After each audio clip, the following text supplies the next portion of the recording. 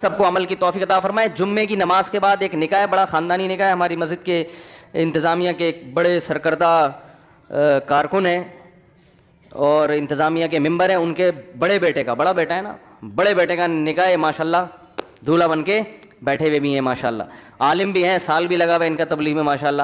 تو ان کا جمعے کی نماز کے فوراً بعد نکاح ہوگا. آپ حضرات بیٹھیں. کراچی میں مساجد میں نکاح کا رواج بہت بڑھ گیا الحمدللہ. پنجاب میں بھی ہے مگر تھوڑا کم ہے. دیکھو مسجد کیسی پیاری جگہ ہے, نماز کی جگہ ہے, مقدس جگہ ہے, وہاں کتنا سادگی سے نکاح ہو جاتا ہے, کتنی برکتیں ہیں. تو اس کو رواج دینا چاہیے مساجد میں نکاح کو. عجیب بات ہے, دنیا کی ہر قوم نکاح کرتی ہے اپنی عبادت گاہوں میں. عیسائی کہاں نکاح کرتے ہیں بھائی؟ ہو رہا ہے نا, عیسائی کہاں نکاح کرتے ہیں؟ چرچ میں. ہندو اپنے پنڈتوں سے پڑھواتے ہیں. تو یہ دنیا کی ہر قوم میں ہوتا ہے. آج کل نکاح عدالتوں میں شروع ہو گیا ہے. تو جائز ناجائز کی بات نہیں ہے, جائز تو کہیں بھی ہے. کہیں بھی نبی صلی اللہ علیہ وسلم نے نکاح پڑھایا, کہیں بھی معاملہ طے ہو گیا تو وہیں بیٹھے بیٹھے نکاح پڑھا دیا. لیکن جب کوئی جگہ آپ نے سلیکٹ کرنی ہی ہے تو اس کے لیے سب سے بہتر جگہ کون سی ہے؟ مسجد ہے. تو اس کو رواج ڈالنا چاہیے. اس کی ایک برکت ہوتی ہے, ایک روحانیت ہوتی ہے. اس میں گناہوں کی طرف توجہ نہیں جاتی. بھائی کیا مسئلہ ہے؟ اچھا, دوسرا بار بار اس پر بات ہوتی رہتی ہے, نکاح کو آسان بناؤ, آسان بناؤ, آسان بناؤ, ٹینشن فری بناؤ نکاح کو. زنا کو مشکل ہونا چاہیے, نکاح کو آسان. تو اس نکاح کو آسان کیسے کیا جائے گا؟ جہیز ختم کرو. کیا خیال ہے بھائی؟ ابھی بیان پورا ہوا نا. جو اسلام پہ مکمل راضی ہو, تو اسلام میں جہیز ہے. سارا خرچہ اللہ نے کس پہ ڈالا ہے؟ بولتے کیوں نہیں بھائی؟ لڑکے پہ ڈالا ہے. نان نفقہ لڑکا کرے گا, مہر لڑکا دے گا, اور اللہ بھلا کرے گھر کا سامان سارا کون لے کے دے گا؟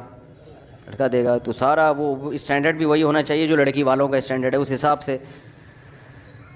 تو سارے خرچے اللہ نے مرد کے کندھوں پہ ڈالے ہیں, اور اللہ نے قرآن میں مرد کی فضیلت اسی بیس پہ بیان کی ہے. الرجال قوامون علی النساء بما فضل اللہ بعضهم علی بعض وبما انفقوا من اموالهم. اب لوگ نیچے بڑھے ہیں تو ثواب زیادہ ملے گا. پیچھے لوگ بیچارے کھڑے ہوئے ہیں نا, وہ دیکھ رہے ہیں.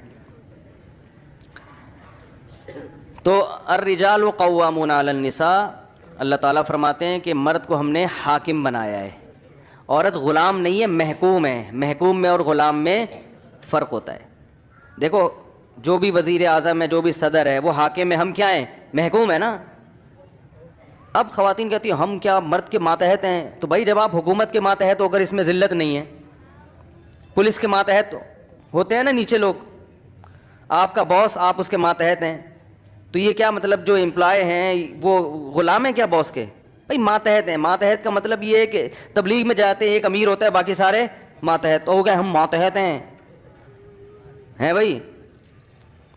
تو ہم, یہ تو توہین ہے. توہین کس بات کی ہو گئی؟ دنیا میں کوئی بھی نظام اس وقت تک نہیں چلتا جب تک ایک ذمہ دار اور ایک امیر نہیں ہوتا. تو گھر بھی ایک جگہ ہے نا جہاں لوگ ہوتے ہیں, تو اس میں بھی کسی کو سربراہ ہونا چاہیے کہ نہیں ہونا چاہیے؟ تو وہ سربراہ ہے, اور عورت اور بچے اس کے ماتحت ہیں.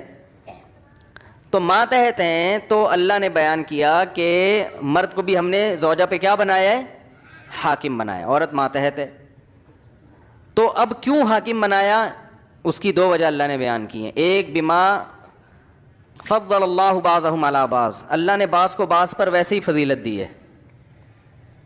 کچھ صلاحیتیں اللہ نے مرد کو عورت سے زیادہ دی ہیں. اس بیس پر وہ گاڈ گفٹڈ ہیں. وہ کیا ہیں؟ وہ خدا کی طرف سے. دیکھو جنگل میں شیر ہوتا ہے, اور لومڑی ہوتی ہے, اور چیتا ہوتا ہے. اب چیتا کیا مجھے شیر کیوں نہیں بنایا؟ میرے جبڑوں میں وہ طاقت کیوں نہیں رکھی اللہ نے؟ تو اللہ کہیں گے بھائی سب کو ایک جیسا میں نے نہیں بنایا. ہم کیا, ہمیں پیغمبر کیوں نہیں بنایا؟ مشرکین مکہ نبی صلی اللہ علیہ وسلم پہ یہ اعتراض کرتے تھے کہ ہم میں جو قوم کا سردار کو اللہ نے پیغمبر کیوں نہیں بنایا, ایک یتیم کو کیوں بنایا؟ تو اللہ نے کہا کہ اہم یقسمون رحمت ربک, اللہ کی رحمت ہے, کیا تم ٹھیکیدار ہو اس رحمت کی تقسیم کے؟ اللہ جس کو چاہے تو دے دے, جو نعمت دے.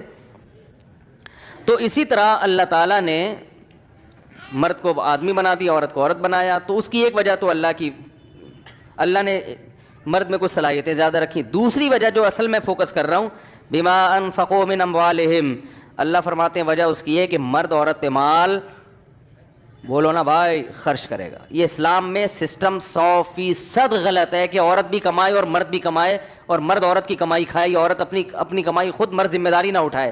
یہ اسلام نہیں ہے. میں کہتا ہوں پورے گورے بن جاؤ یا پورے مسلمان بن جاؤ, یہ بیچ میں کیوں لٹکے ہوئے ہو؟ خواتین کہتی ہیں ہم جاب کریں گے, ہم یہ کریں گے, ہم جاب ایکچولی آج کل گزارا نہیں ہوتا, یہ ہو. پھر بھائی جاب جب کر رہے ہو تو یہ کہاں سے لیا تم نے کلچر؟ انگریزوں سے. تو پھر انگریزوں کو پورا فالو کرو. پھر آپ کے میاں کا اگر کسی عورت سے آنکھ مٹکا چل رہا ہے تو آپ کو تکلیف نہیں ہونی چاہیے, کیونکہ انگریز میں عورتیں جب جاب کرتی ہے تو وہ شوہر بھی ان کا پھر پابند نہیں ہوتا, اس کی 10-20 گرل فرینڈ بھی ان کا کلچر اجازت دیتا ہے, قانون بھی اجازت دیتا ہے. میں سمجھا پا رہا ہوں اپنی بات؟ پورا فالو کرو نا. یہ کیا آدھا اپنے مطلب کا ادھر سے, اور جہاں ادھر مزہ آ رہا ہے وہ وہاں سے, اور جہاں ادھر مزہ آ رہا ہے. ارے کیا ہو گیا بھائی, پھر دوبارہ بیان شروع ہو گیا. یہ تو یہی ہو رہا ہے نا آج کل. بھائی اسلام نے اگر مرد پر ذمہ داریاں زیادہ رکھی ہیں کہ ساری زندگی تم نے کھلانا ہے اور ادھر ادھر آنکھ مٹکا کرنے کی بھی تمہیں اجازت نہیں ہے, تو پھر اللہ تعالیٰ نے اس کو کچھ حقوق بھی دے دیے نا, کہ اب یہ تمہارے ماں, یہ گھر سے نکلنے سے پہلے تم سے پوچھے گی تمہاری اجازت کے بغیر گھر کی 4 دیواری سے باہر نہیں نکل, تمہاری اجازت کے بغیر کسی کو گھر میں نہیں آنے دے سکتی, تمہاری پرمیشن کے بغیر فون پہ نہیں بات کر سکتی. یہ نہیں کہ اب 24 گھنٹے آپ سے پرمیشن لیتی رہے, لیٹر لکھ کے دے. مطلب یہ کہ اگر تم یہ سمجھتے ہو کہ فلاں جگہ اس کا بات کرنے سے مجھے تکلیف ہوتی ہے تو تم اس پہ روک سکتے ہو, کیونکہ ہر چیز کو غلط لے کے جاتے ہیں نا. ہر دفعہ فون کرنے سے پہلے پوچھے گی میں امی سے بات کر لوں, ابا سے بات کر لوں, یہ نہیں مطلب ہے. مطلب یہ ہے کہ اگر آپ کو کسی سے بات کرنا اچھا نہیں لگ رہا بیگم کا, تو آپ اس پہ پابندی لگا سکتے ہیں, اس بیس پہ اس کا نان نفقہ بند کر سکتے ہیں آپ, کہ بیسک رائٹس ہیں جو اللہ نے آدمی کو دی ہیں. تو اس طرح کی چیزیں اللہ اب آدھے ادھر سے لے رہے ہیں, آدھے بولو بھائی ادھر سے لے رہے ہیں, تو پھر کہیں بھی ایڈجسٹمنٹ نہیں ہو پا رہی ہے. تو پیڑے کھانے کا شوق ہے بس ہمیں نا, پیڑے کھانے کا شوق ہے کہ اسلام کے حقوق پورے لیں, ذمہ داریاں جو اسلام نے لگائی ہیں وہ ادا نہ کریں ہم. تو اب اللہ تعالیٰ نے بھائی مرد کو جو فضیلت دی ہے, گھر کا سربراہ بنائے, اس کی بڑی وجہ قرآن بیان کر رہا ہے کہ مال کون خرچ کرے گا. بولو بھائی, ڈبل ویٹ کون لے کے دے گا, الماری کس کی ہوگی, بیگم کے کپڑے جس الماری میں رکھے جائیں گے وہ الماری کس کے پیسوں سے خریدی گئی. بولیں شاباش, سبق ہے, غیرت دلا رہا ہوں, غیرت. بولیں تکیہ کی پیسے کون دے گا, وہ ڈنر سیٹ جس میں پلیٹیں بیگم کھائے, پلیٹوں میں کھائے, پلیٹیں تو نہیں کھائے گی خیر, پلیٹوں میں جو چیزیں کھائے گی وہ پلیٹیں کس کے پیسوں سے ہوں گی, مرد کے پیسوں سے ہوگی. جو زیور اس کے گلے میں ڈلے گا وہ کہاں سے آئے گا بھائی, بولو نا بھائی کیا ہو گیا, آدمی کے پیسوں سے ہوگا. جو میاں ہیں, میاں یا میاں کا ابا وہ اگر سخی ہے تو وہ ابا, یہاں تو ماشاءاللہ ابا بڑے سخی ہیں تو وہ کر رہے ہیں ماشاءاللہ برخوردار کی شادی.